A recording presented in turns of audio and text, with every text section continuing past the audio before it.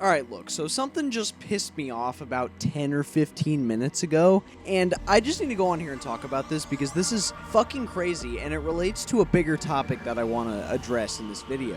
So, Dynan had a sale for, it was supposed to be just for, Labor Day weekend, but they extended it to, I don't know, 5 days ago or something like that, and I got some ignition coils for my 440i. I bought 6 of them because they were on sale for $22 a piece when they're normally $35 or something like that, which is still a good deal because OEM costs around $35 and it's technically an upgrade, although it doesn't do that much. Technically, it's an upgrade.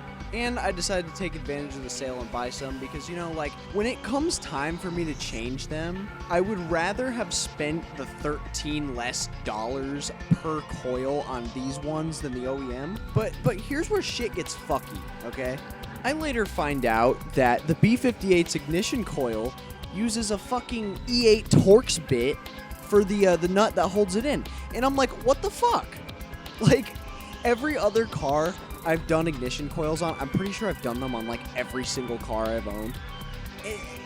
Every single one has just been a simple a 10mm or an 8mm at the most extreme, and I've just been okay, well, no big deal. I can just strap that shit to my ratchet and call it a day. Since I usually do spark plugs and ignition coils at the same time because why not? I'm already doing shit with the ignition. It makes it so easy to just swap the spark plug socket out for that 10mm or out for that 8mm or whatever the case may be. Now, I don't own a Torx set. I've never needed to use a Torx set, and I usually buy tools as I need them. On my Integro back when I had that car, and I was doing the head gasket.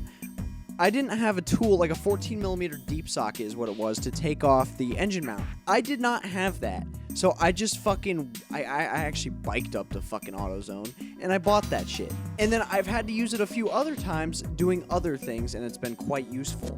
However, I've never needed a Torx set for fucking anything. I've used, Allen keys and shit, and, other Torx bits like that, but never like this. Never like an E8 type thing.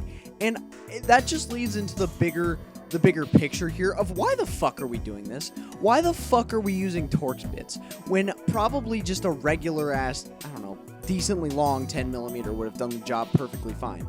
And I get we're talking about BMW here, of all people. We're talking about a modern BMW nonetheless.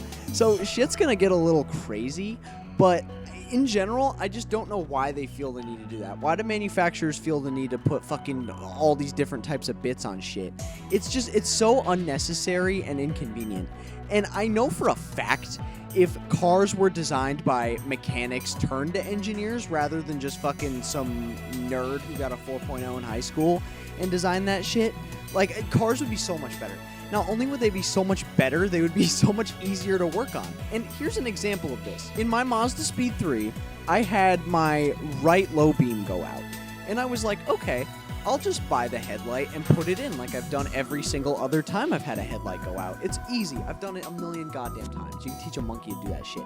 However, on the Mazda Speed, I had the GT model, which had the adjustable headlights, and it had this fuck-ass module in the back, and I'm like, okay, well, that's not a problem. Do you know what the problem was? The engineers at Mazda, who clearly huffed inhuman amounts of paint thinner when they were designing this vehicle, they said, yeah, let's put the fucking, let's put the washer fluid, literally 1 fucking centimeter behind where you need to stick your ratchet in. Yeah, let's do that. Bro, why? How the fuck am I supposed to pull the bulb out of there if this shit is in the way? And I genuinely considered taking a hacksaw and cutting my fucking washer fluid reservoir out of the car. I'm like, this shit is stupid, bro. I swear to God, it just doesn't make sense. It doesn't make sense. Do the engineers not once in their head think, hey, what if you gotta change the light bulb? Because that's a thing that happens on cars.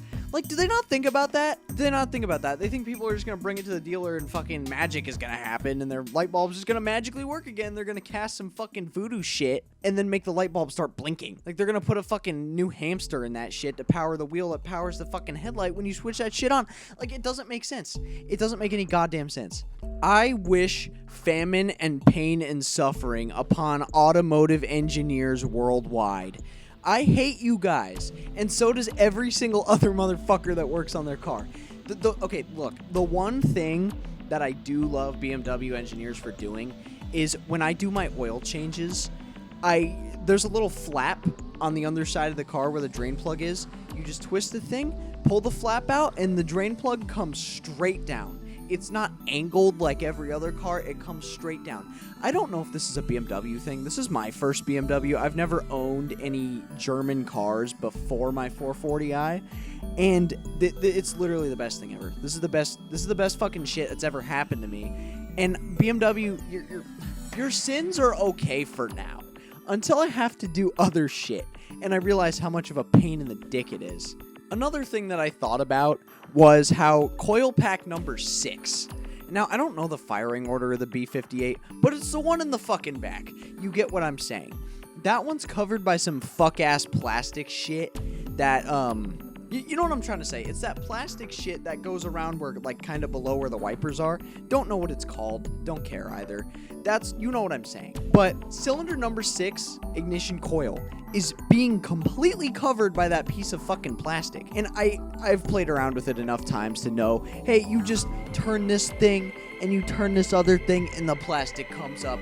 Genius. It's not really that genius. It's just fucking, like, it should be that way, but it makes sense. It's easy to figure out. At work, I was fucking around with one of the new Jettas, and I feel like this is a very great way to sum up German engineering, but I was fucking around with this Jetta, and I opened up the trunk, and they created a little indent in the trunk. And the Jetta's a normal fucking sedan. Everybody knows how sedans work. There was a little indent in the back of the trunk, and then that you're supposed to, like, grab to close it or some shit. And then there was this picture on the side that showed you, hey, you grab this to close the trunk, guys. Let's make an instruction to fucking show you how to do this. Like, you created a solution to a problem that you created. That nobody has ever had an issue with shutting the trunk on their sedan or coupe that's not like a liftback, obviously. Nobody's ever had a fucking problem with that because everybody and their mother just grabs the trunk lid and just shuts it like normal. Nobody has ever had a need for that. And then not to mention when you're closing, you have to like pull your fucking hand out really fast, like you're putting your hand under a fucking guillotine or some shit. Like it's just not necessary. Another thing I'll just straight up curse engineers for taking away, and I see this in no new cars. I work with new cars almost every day. And they took this shit away, and it pisses me off. Do you guys know how on like most cars pre-2015, there's the sun visor, right? And then there's that little thing that slides out of the sun visor because sometimes the sun visor doesn't block it. And if you're like me and drive a coupe, you got extra long windows and you do not have an extra long sun visor to compensate for those extra long windows, which is where that little slidey thing came into play. The slidey thing was fucking awesome. I love that shit. And like the only cars that had the fucking slidey thing were my my 04 Accord. I don't remember if my Mazda Speed had it, but I know my 2012 Accord didn't fucking have it, and that shit pissed me off. Like, why are we doing this? Like, everybody loved the slidey thing. That was like a staple of cars, and y'all said, fuck, no more. So what we're gonna do actually instead is we're gonna make the mirror on the slidey thing.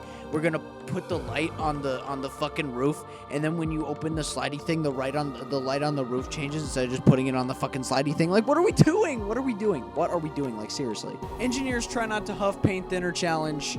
Impossible. Do not ingest chemicals challenge. It's like they just go into the local dealership for the company they work for, and they just spray a bunch of fucking like brake clean into a sock or something, and then just hold it up to their mouth like chloroform, dude. Like, what are y'all doing? Seriously. But that's it. That's enough of my rant. That's enough of me and my rant about bullshit. And if you like the video, if you don't subscribe, your house is going to get blown up by a missile. I don't make the rules. That's just what happens. Your house is going to get blown up by a fucking ICBM or some shit. However, if you do push the subscribe button and like the video, I will send you a box of marbles. Now, everyone likes marbles. I like marbles. I think marbles are sick. I like to look in those little glass fuckers and see that little that Windows Vista looking swirl motherfucking thing. Like, I like it. It's cool. And you get to have a whole box of those fuckers. If you push the subscribe button, I just slam my hand on something, but I'm not doing a takeover again. Anyways. See ya, I guess. Turn it into what she wants.